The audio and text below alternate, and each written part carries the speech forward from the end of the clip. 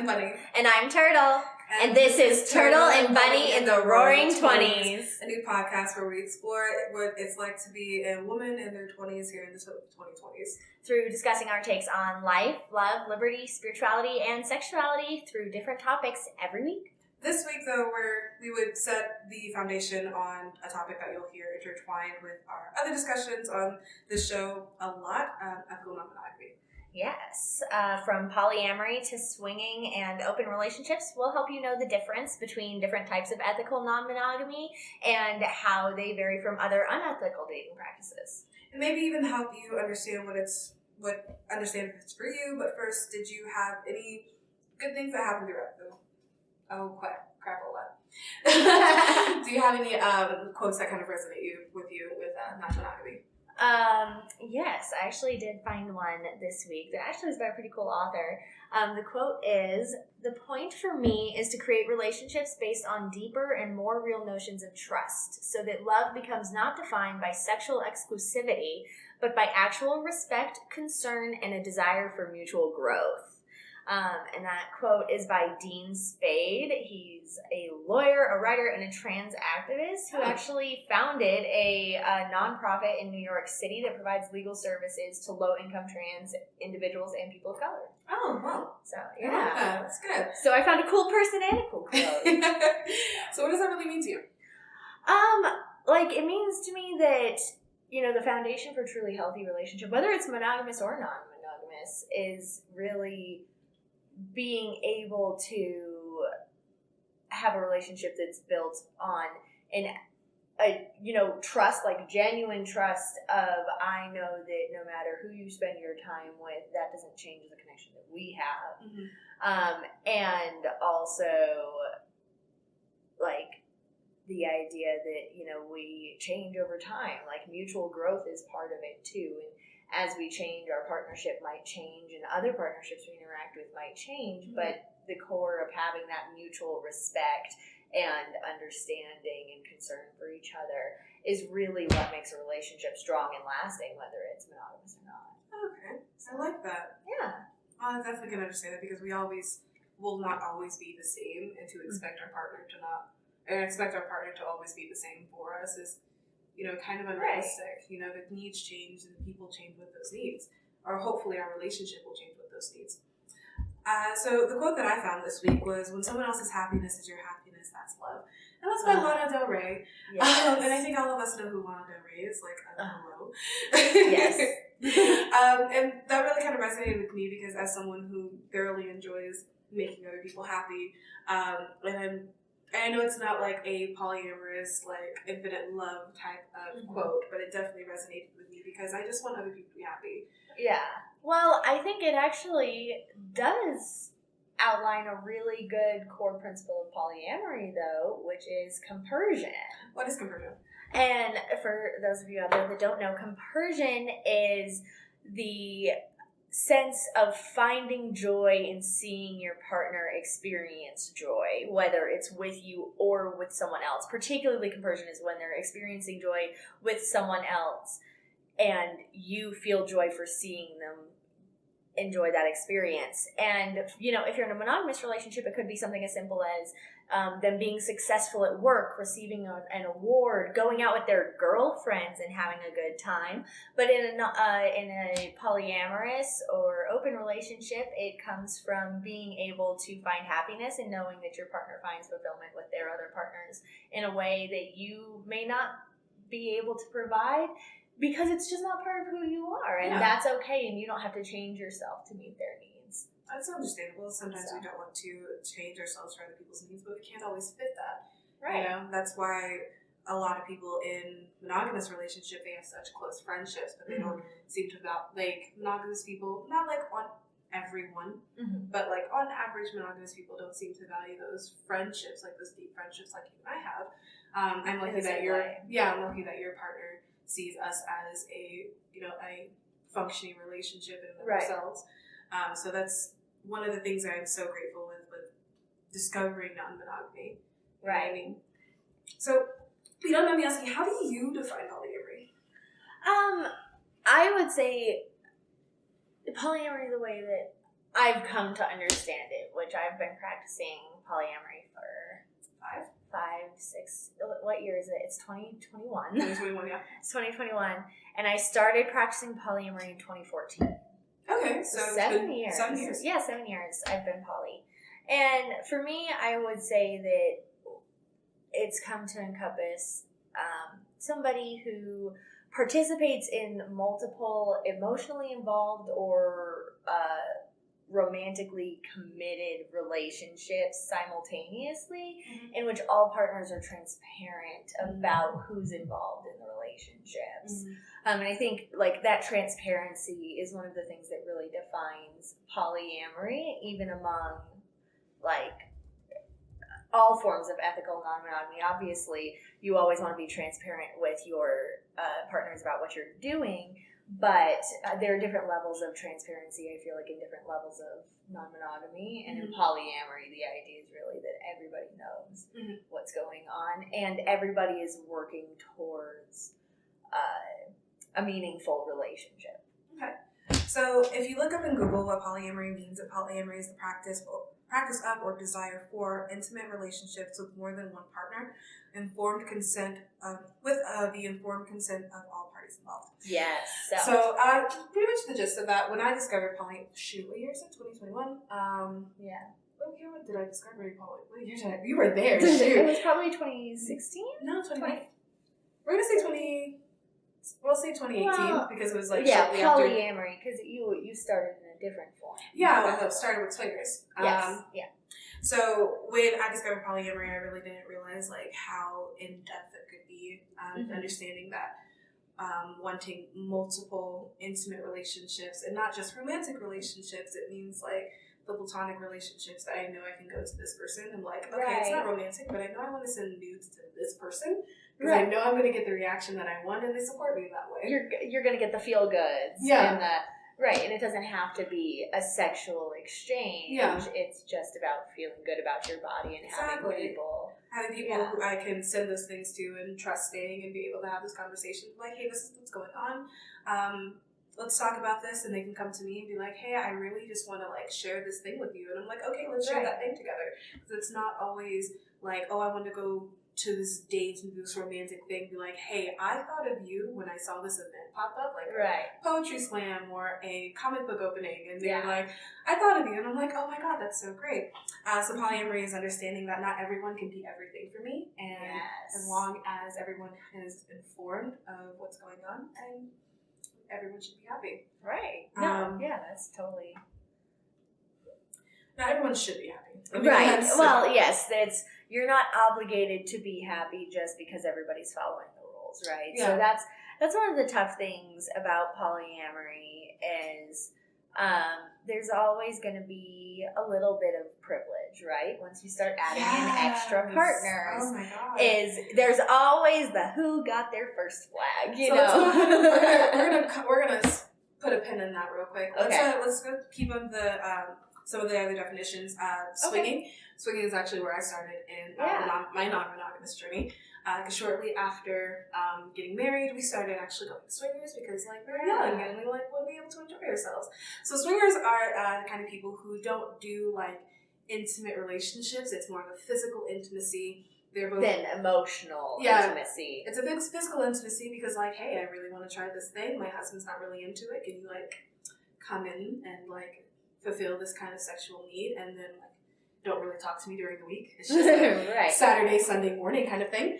And a lot of times with swinging, it's more common that it'll be like a direct swap. Like, okay, if we're going to go out on a date, like if we're going to go on a swap date, we're both going to go out with each other's partners on the same night. So that no one's left alone. Yeah. Like that's a huge part of swinging too, is it's all like, there's usually an expectation of like balance. Yeah, because like if I'm going out with your boyfriend, you're going out with my boyfriend. Exactly. Yeah. Or girlfriend. And which may not be as defined as much in polyamory because the structures may be different. Swinging generally is very much a swap. Yeah. And it's also more about the physical relationship most of the time. Yeah. A lot of voyeurisms and what's the opposite of voyeurs?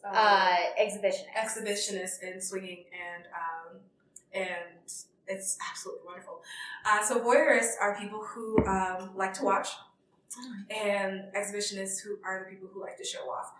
So they're quite yin and yang. So if you have ever gone to a swingers event, you'll definitely see a lot of both, because people like that are definitely welcome, in fact, encouraged. And that's where I started in the non-monogamy. Right. Met wonderful people, absolutely wonderful people.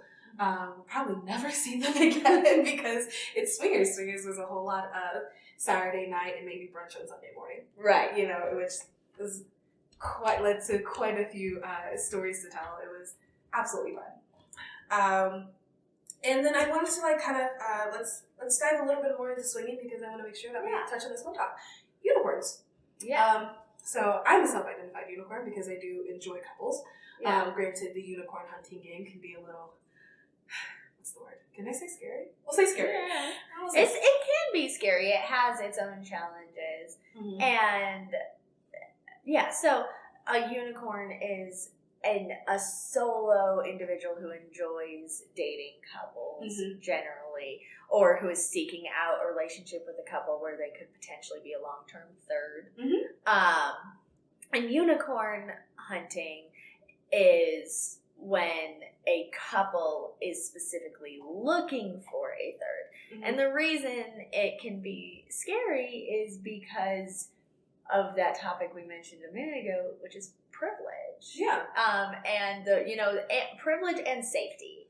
Privilege and safety. Because obviously there's less of you than there is of them right off the bat. And that contributes to both of those things. And I spend a little bit of time with the unicorn, but you've spent more than me. As a unicorn, yeah. Because being a swinger, I definitely got approached by quite a bit of couples. Well, back when I was in the swinging game, and even now, I'm still dating both singles and couples. Right. And the couples privilege definitely is a whole lot of scary. Wives are particularly scary, but we'll get into that a little bit later. Okay. But the safety and aspect is what I really want to keep on, because you have to make sure you understand your boundaries as someone who's a recovered people pleaser. It was definitely quite a bit of struggle in that, kind of better understand what that means and what being a unicorn means, being a single person who likes to date both singles and couples. Right. You know what I mean? I do want to we'll touch on the couples privilege here in a little bit, but I want to let's go ahead and refer to open relationships, because that's where swinging and poly sort of have an intersection. Yeah. So open non-monogamy is the umbrella, right? Right. And then there's swinging, there's polyamorous people, there's open relationships. Right. And then there's the terrible don't ask, don't tell. Never do that. Yeah.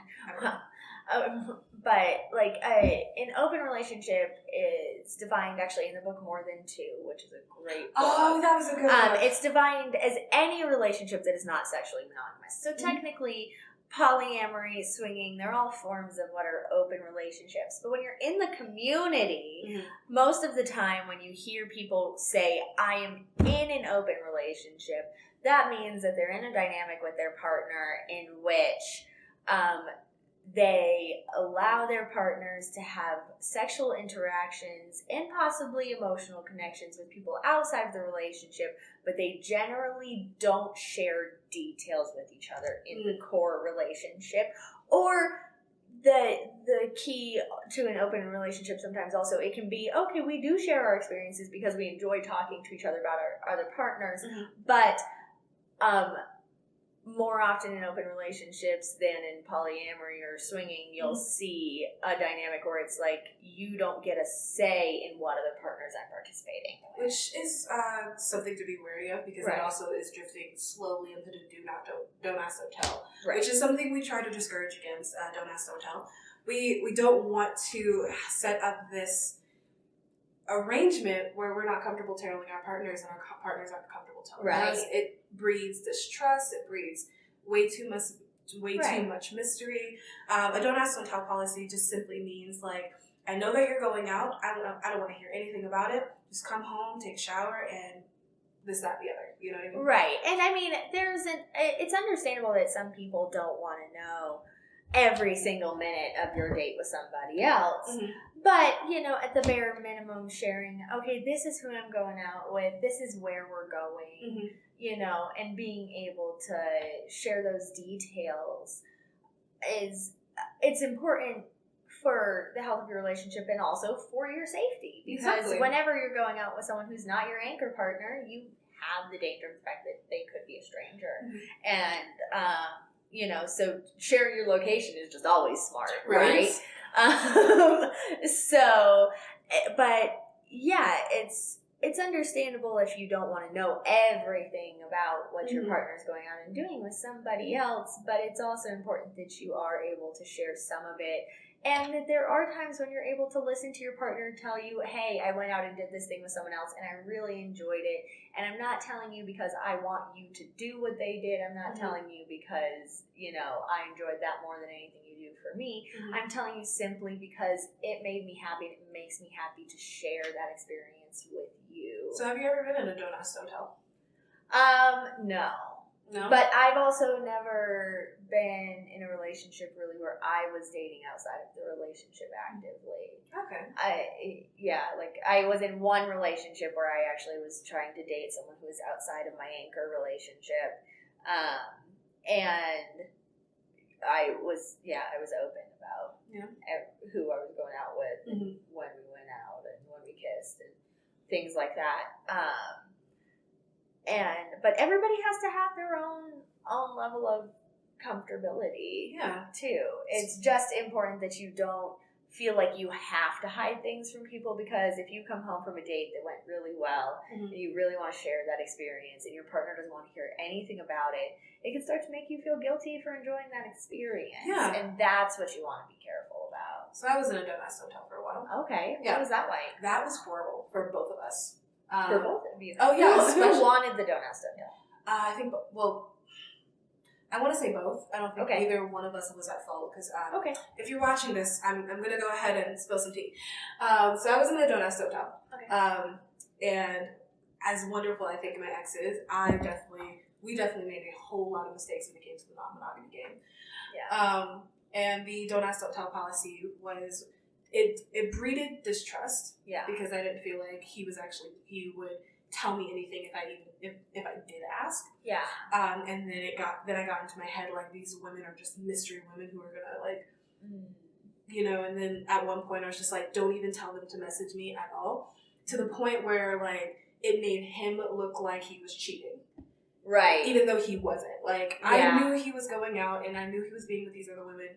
But because, to their perspective, because you were so removed, it didn't appear as if he was being above board. Exactly. So doing the Don't Ask, Don't Tell policy is every person, if you go to the poly group here in our town, like if someone asks, like, should we do Don't Ask, Don't Tell, you will get a resounding no, literally from everybody.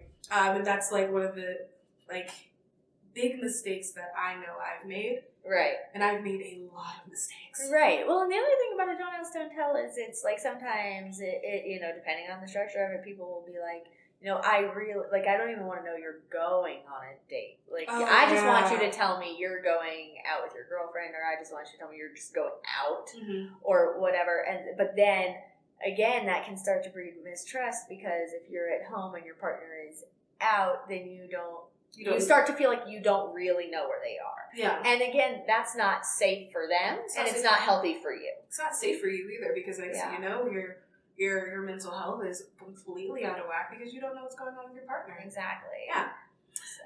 So the thing that separates ethical non-monogamy and cheating, which honesty. Honesty. I mean, no matter how really you can explain it. Honesty and boundaries, I would say, are the two things. It's being transparent about the fact that you are both making an active decision to pursue relationships outside of your anchor relationship, and an active respect for your partner to say that, I'm going to allow. I hate saying I'm going to allow you to date other people. The cringe. God, no, we're not going to say that. So it's also having the respect to say, I recognize your autonomy. in being able to pursue other partners. And my brain. Okay, yeah. What ethical non-monogamy and cheating? Yeah, so like that transparency and that respect for autonomy is like one of the main things that separates it from cheating. And then the other thing is the fact that there are boundaries. Like if you're cheating on your partner, you're just gonna date or sleep with whoever you want, like whoever you're attracted to. Whereas in an ethical non-monogamous relationship, there is some level of negotiation between the two partners where they at least have the privilege of coming to you and because they're your anchor partner and being able to say, hey, this person may make me uncomfortable, or I think they might be a bad influence on you, or this or that. And of course, then the root of that has to be addressed. Okay, is this person I'm dating really a red flag individual, or are you dealing with some... But, that's something that has to be handled very delicately because you don't want to be accusing your partner of being jealous when they're not, because that can cause other feelings too. It's all about balance. That's the biggest thing. And so, but that's really what separates it from cheating is the being able to have boundaries and say, I want to be aware of your other partners, but that also means that we're going to be a team in, a team in choosing the partners that we bring into our life. Even if we're not both dating the same person.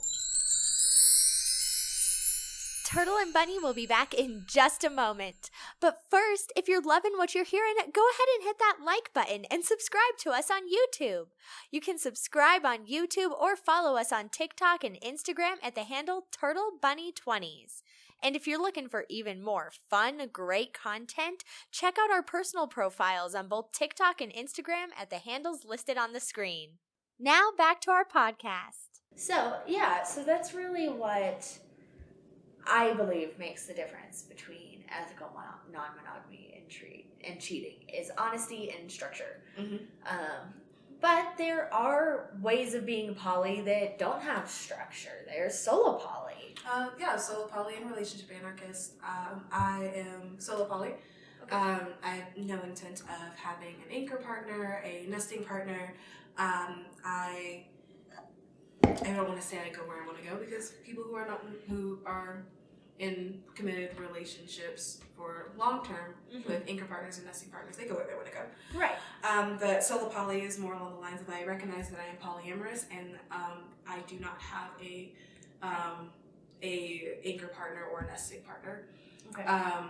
All of my relationships, they have their own individual places where I like to put them in nice little boxes. Not to say that my partners... With a bow on top. With a bow on top.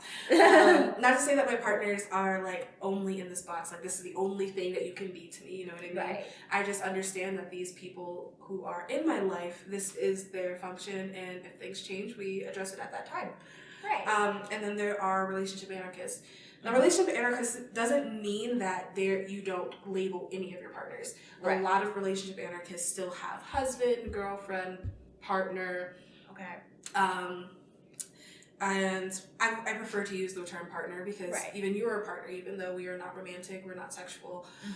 We are in a very committed, intimate relationship to each other. Right. And slowly diving into relationship anarchy, which is actually quite fascinating. And if I can remember the name of the book, I would. It's not at the top of my head right now. So, but how is that different from solo poly? Sure. So solo poly may or may not mean that you hold one relationship higher than the other based on time or level of intimacy. Okay. Where relationship anarchists, they don't have a structure for those kinds of things. Like, yes, you are my partner, but I hold you in a higher regard to this other guy that I'm dating. Because like, if you called me like, hey, I need you right now, like, hey, you either need to leave or she's going to come over and she's going to lay in between the two of us because she needs to cry. Right. You know what I mean? So there's more of an established connection and an understanding of time priority and attention priority with solo poly, whereas with relationship anarchy, it's like my priority is me. Yes. There is no ranking of my partners. It is me and all of you. And that's how I recognize okay. relationship anarchy. Okay. Yeah.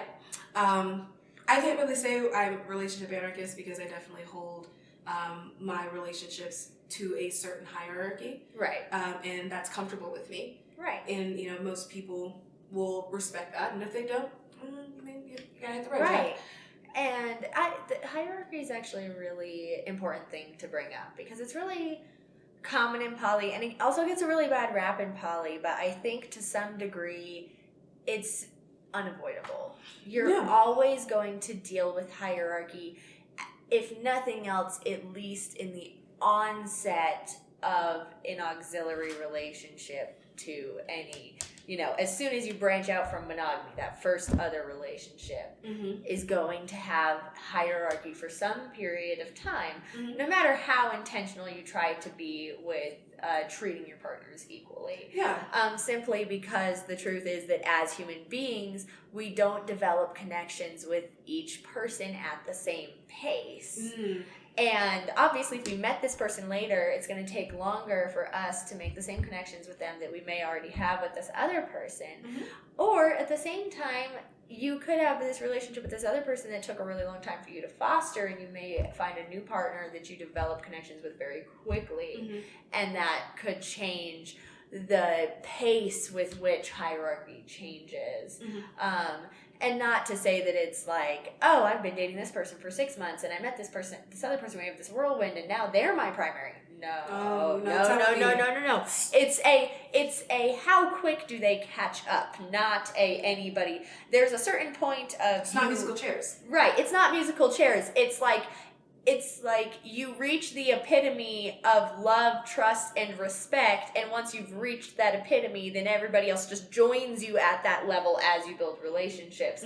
It's not ever someone is really, once you've established that love, respect, and understanding for each other, then that's when the hierarchy should theoretically dissolve, because it's like, okay, we're all on the same page, and as long as we're communicating about what we want out of these relationships, then we should theoretically, not always perfectly, but hopefully be able to prioritize in a functional way that allows everybody's needs to be met to the best possible standard. And I'm using a lot of really affluent language, or ambiguous, that's the word I'm looking for, ambiguous language, but that's because nothing's perfect. Nobody practices poly perfectly. Oh my god. If somebody tells you they do, worry. That's a red flag. No, don't. Goodness, turtle. Oh no, yes, so no. But yeah, if anybody tells you that they know the exact way to practice poly and they've got their whole poly family shit together, it's no. So that's actually quite funny. My friends, they are a healthy triad. Yeah. They're more of a V. Great. Right. So there is him, his wife, and his girlfriend.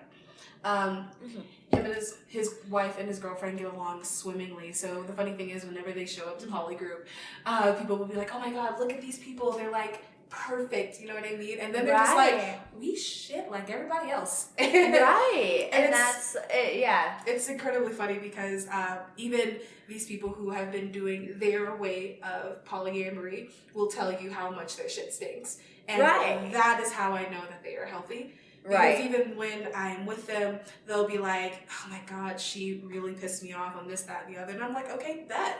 And then I'm just like, "Oh, that really sucks." And then she'll be like, "Yeah, this is how we worked it out, though." Yeah. And I'm like, and that's okay. right. And that's the whole thing that is so important in poly, that it's like, I feel like in monogamy, to a certain degree, we can sort of get away with, for a period of time,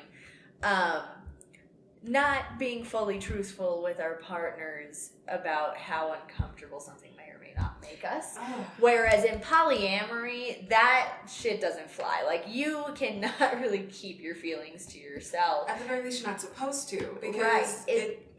It just, obviously, even in a monogamous relationship, those types of feelings breed distrust in the relationship and distance. But in monogamy, because there's not another person drawing your attention, it's more likely that you might come to terms with those feelings, address them as a personal insecurity, and be able to absolve them on your own. I mean, that doesn't always happen.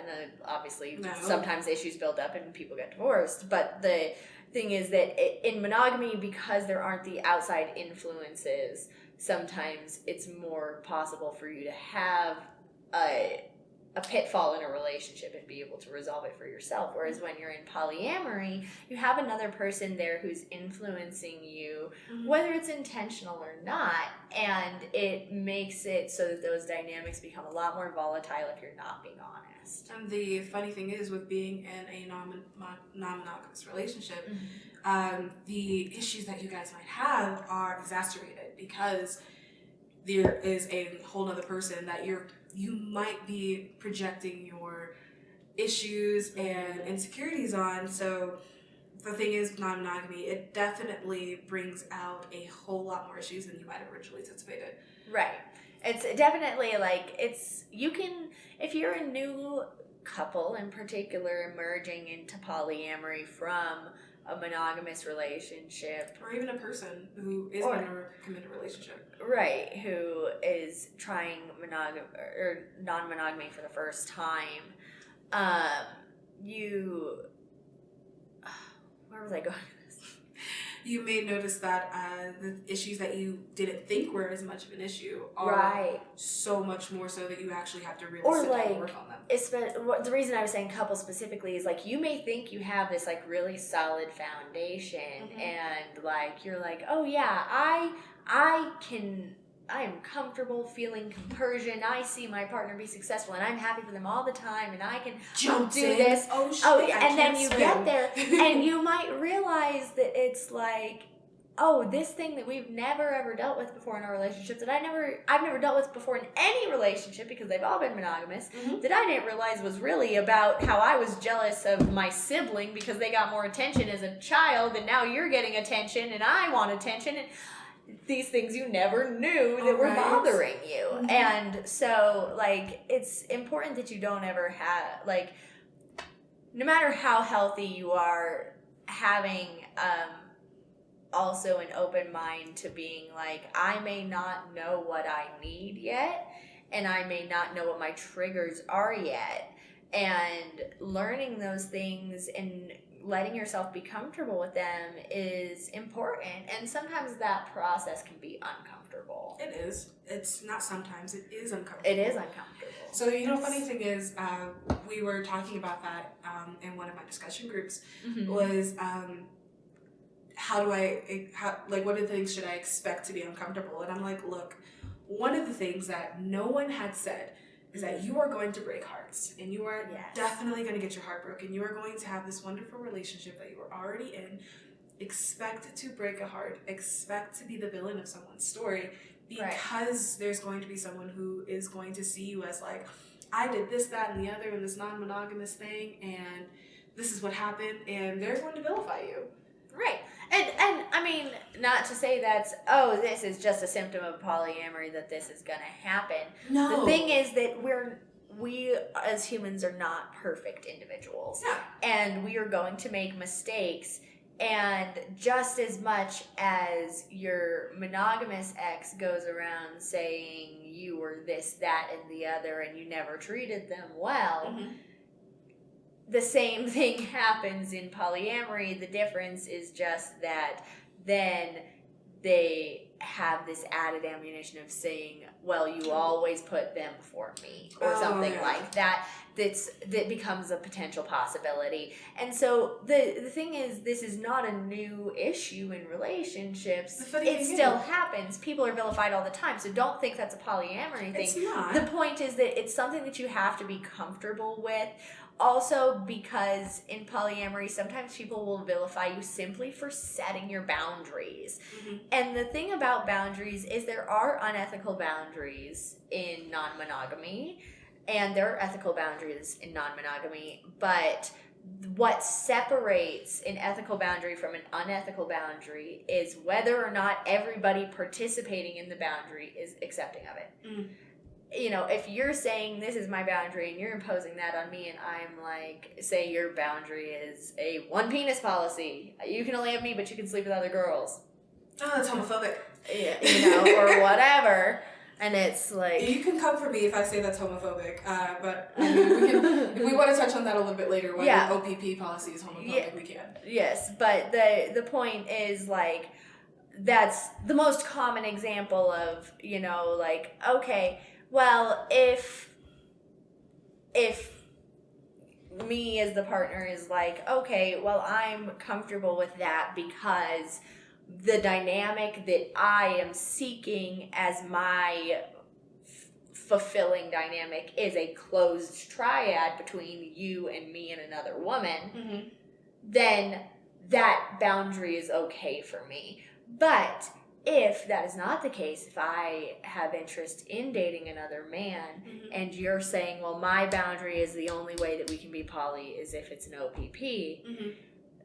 and I'm like, well, no, I would like to date other men, then that boundary is unethical. And if they're imposing on it on you and then being like, okay, but you can't leave, like, that's not ethical. It's, okay, this is your boundary, this is my boundary. If our boundaries don't line up, we go our separate ways. Mm-hmm. We transition. We try not to break up in poly, right? We realize that our boundaries don't align, and we transition to a more platonic relationship. Mm-hmm. But it's important to recognize that what makes the difference between the boundary being ethical and unethical is whether everybody involved in it is truly comfortable and happy with that dynamic. And sometimes that policy may not seem ethical to another couple who practices in a different way, mm-hmm. but that's their dynamic and that's yours. And as long as you guys aren't harboring any hidden resentments for the boundaries that are in place, mm-hmm. whatever you're practicing is what's best for you. Okay. So I want to touch on a couple of other terms in regards to polyamory. Yeah. One of those terms is ambiguous sweetie. Ambiguous sweetie is someone who you are very intimate with, but the term for that person is a little elusive, which I have been, and I've made a lot of mistakes in polyamory. Anyway, so I've been the ambiguous sweetie because there wasn't really too much of a word for who I was. I wasn't really the girlfriend. I wasn't exactly a commit partner. We'll put a pin in that here in a second. Yeah. And I was just the person who they both enjoyed being around, but didn't really have like a set role for me. Yeah. Which was totally okay until we found that word. Right. Thank you, more than two. Yes. So ambiguous sweetie is the term for a person who you are intimate with, but don't really have like an official title for. Okay. Yeah. And then there's another term that I want to talk about is a commit partner. Yeah. A commit partner is someone who you guys will spend time with each other when you get the chance. Someone who is not there all the time, but is still someone who is in your life. So for example, this person is only around when they have business in town. Right. Yeah. So it may be, okay, I have a husband, but I go one weekend out of every month to Chicago to do this business meeting, and I have a boyfriend in Chicago, and we only see each other during that month, and then maybe we might have some phone calls throughout the rest of the month, or something like that. And maybe he has a wife as well, or a husband. But the point is that it's, when we come into close proximity, we interact, but that relationship doesn't have to be maintained in the same way in the in-between time. Exactly. I think the most common, similar relationship that monogamous people could understand would be like lifelong best friends who it's like, we are always close. I'm always going to like your photos on Facebook, but we may only see each other when I come home to see my family for Thanksgiving or this or that. It's like we'll still always be that close, and when we see each other, we're still going to cling to each other like barnacles, but the rest of the time we respect each other's journey and love each other enough to know that your fulfillment doesn't have to be by us being near each other. So another term I wanted to address was also let's talk about couples privilege. Yes, coming back around to couples privilege. So couples privilege is when you recognize that as the person who is in the committed relationship with has more because of they are in this committed relationship. Because that could be your anchor partner. That could be your nesting partner. Your anchor partner and your nesting partner can be different. So that just simply means that because they are my primary partner, anchor. We like to say because they're my anchor partner or my nesting partner. Because again, primary is a very hierarchy term, and at some point, I wouldn't say that you can't use the term primary, but I feel like it's misleading because in long-term polyamorous relationships, you can have more than one primary at a time. So the official definition is couples privilege is the advantage that an established couple has. And that is the gist of it. There's not too much outside of that definition. Right. It's a whole lot of examples, though. It's the privilege that comes with knowing each other better, with possibly sharing a home together because you get to spend more time together by default that way. Finances, children. Right. And then things like finances, children, and chores become priorities on that partner's time that prevents them from possibly seeing an outside partner from the anchor relationship. And so that is what, and then other things like, pre-planned events. My wife already has this work dinner. Of course, that takes precedent, and so that's what couples privilege really comes down to, is it's by sheer fact of us knowing each other better and sharing a space which enforces other obligations on our time, there are certain priorities or certain times when that partner or that household may take priority over an outside individual or somebody who's new to the polycule. Yeah. Can you think of any ways that couples privilege actually might be a negative? Yeah, well, and it definitely can be a negative because it can also, in some ways, it can take advantage of partners, and especially unicorns who are new, because they may feel like, I don't have the right to ask for this, and that should never be the case. No matter what, you should always feel like you have the right to step up and say, hey, I have this need that I would like to be met by you, and they also have the right to say whether or not they can meet that need, and then from that point you have to decide whether or not to pursue that connection, right? But you definitely don't ever want it to be a situation where you feel like you can't speak up because you're not from the anchor couple. You should always feel like you can speak up and never like their privilege makes it so that you don't have a choice. So I wanted to touch on how couples privilege can actually be negative to the people who are in that couple. Okay. So funny, and I know it's gonna. I'm not being biased because I'm obviously not coupled at the moment. Right. But one of the ways that couples privilege can be seen as a bit of a negative because you have that finances and children and a home to take care of and all this jazz. So when you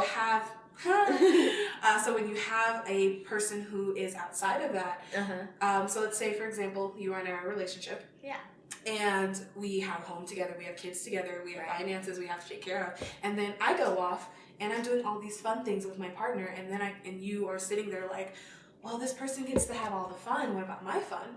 Right. You know what I mean? So the thing about some negative aspects of couples privilege is because this other person who does not have these other obligations gets to have all the fun, whereas we are so in our routine, and other things that we have going on, we may see as our relationship is a little mundane, whereas they get to have all the fun. Right. Yeah, no, that definitely makes sense. And then it can cause jealousy for the comet partner or the unicorn partner. Mm-hmm. Yeah. So that was a couple of definitions I definitely wanted to go over, because I know we're going to be touching on a couple of those in future episodes about our relationship and our lives and what's going on. Right. So, yeah, and, there's a lot of vocabulary and terminology that goes with non-monogamy, and new terms are coming out all the time because obviously it's becoming more socially acceptable and we're starting to understand it better.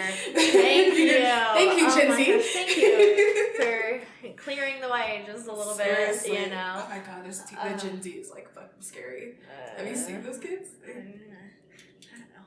Anyway. Okay, back to the topic. Anyway, so, but yeah, there's a lot of vocabulary that goes with non-monogamy and alternative lifestyles, alternative relationships, and obviously that vocabulary is growing every single day with new generations and all of that. And so if you are looking to learn more and really understand non-monogamy, whether you're trying to understand whether it's something you want to practice or whether you just want to understand it so you can better understand your friends who are practicing it, we have a couple of books that are really great resources. They're chocked full of vocabulary. They also come with a website that has vocabulary. So, and you've heard us mention it a couple of times during this podcast. It's More Than Two by Eve Rickert and Franklin Veaux.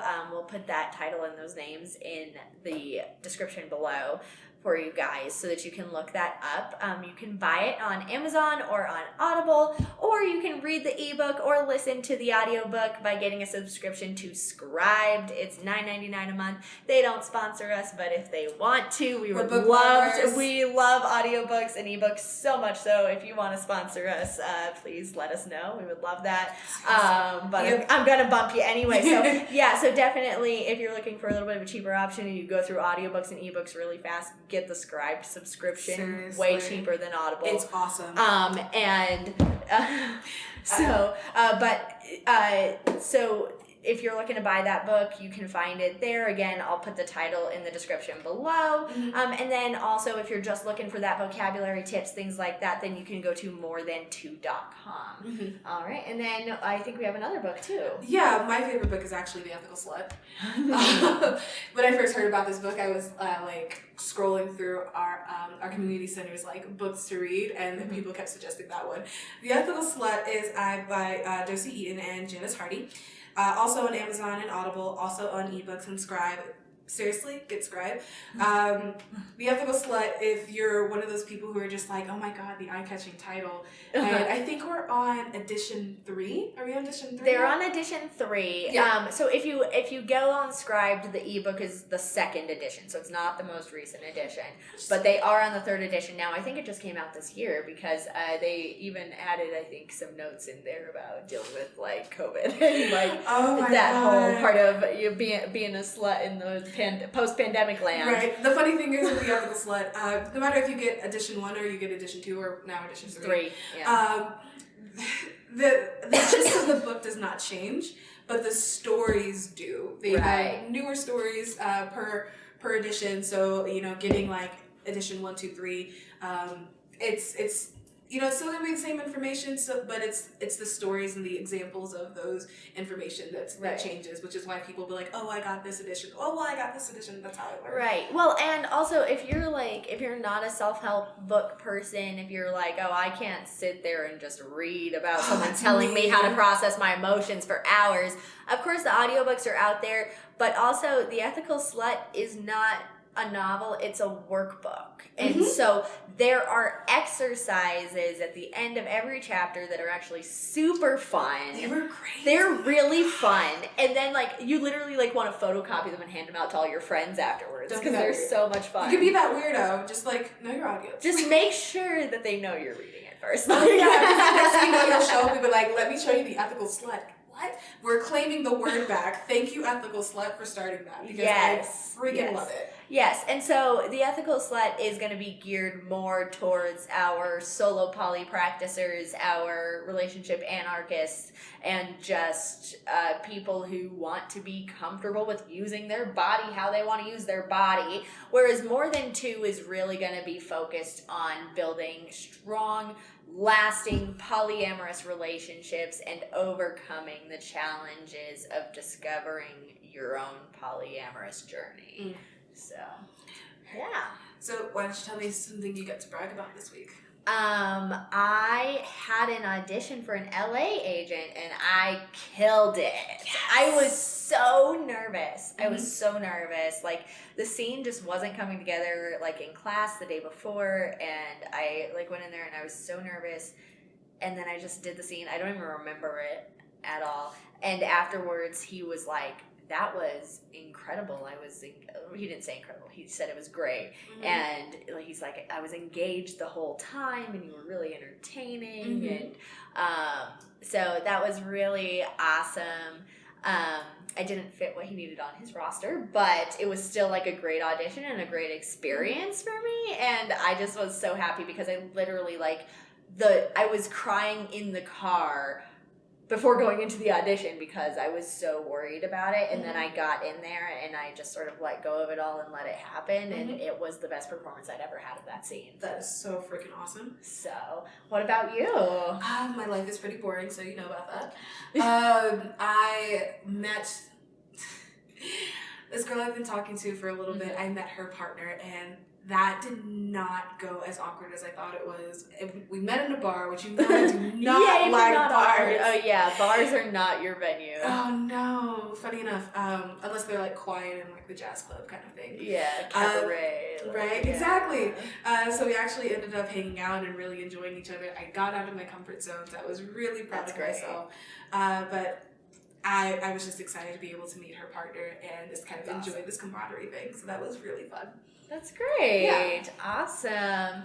And do you have anything that's coming up this next week that you're wanting to put your energy in, get a little bit of manifestation going? The funny thing is, I'm actually just kind of chilling this week. I am doing more of a self-care, just kind of making sure I don't overwork myself this week. What about you? Yeah, I probably should say the same. You will not say the same, but I won't. I won't. Probably actually. I think right now my biggest thing is we're gonna be. Obviously, this is a little displaced in time. Podcast magic, this happens.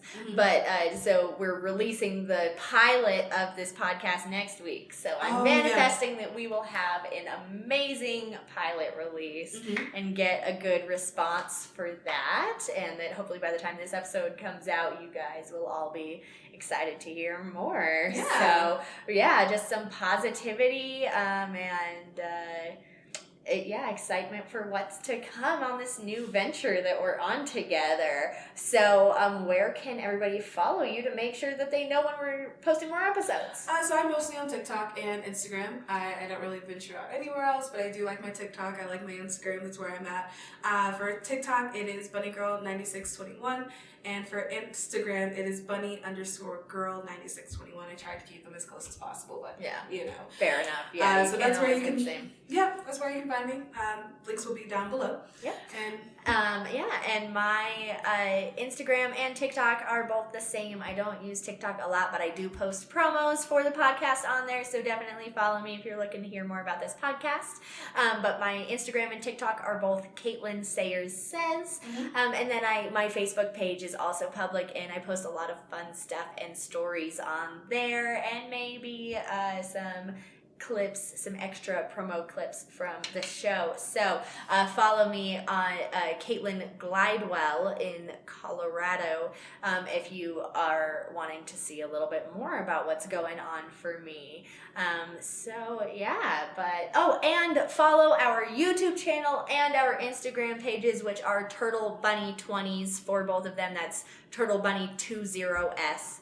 And we'll put the links for all of that stuff down in below. But please like if you loved this video, subscribe, comment, and also if you guys had any words that resonated with you this week, any quotes that you want to share, drop them in the comments below and we might feature them on our episode next week. So. Definitely ask us questions. Questions in the comments is something we definitely appreciate. We want to be able to engage with you.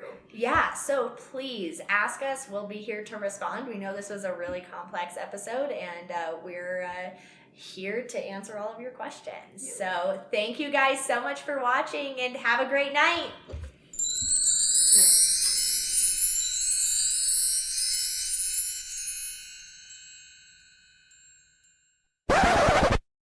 Oops. It's cheesy as hell. We can do it though. Okay. Hello. I'm You go first this time. This is what you put. I know. I'm a dork. Okay. Hello. I'm Turtle. You're a turtle. I'm Turtle. It's fine. It's all good. Hello. I'm Bunny. And I'm Turtle. And this is Turtle and Bunny in their roaring 20s. I didn't say. Hello. I'm Bunny. And I'm Turtle. And this is Turtle and Bunny in the Roaring 20s. Hey, we got it out. Sure. I suck. A little bit. The last I checked, you do it well. I mean, that's what he says. Well, I mean, that's good to know. I've got a rep. Okay. Yeah. All right. Let's see if I can do this better than you did. Okay. And bubbles.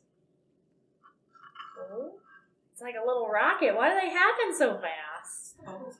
It's the bubbles. Yeah, just keep it in place. Ooh, it's jizzing. You fucking pervert. 'Cause you're not? I didn't think jizzing. It's jizzing what?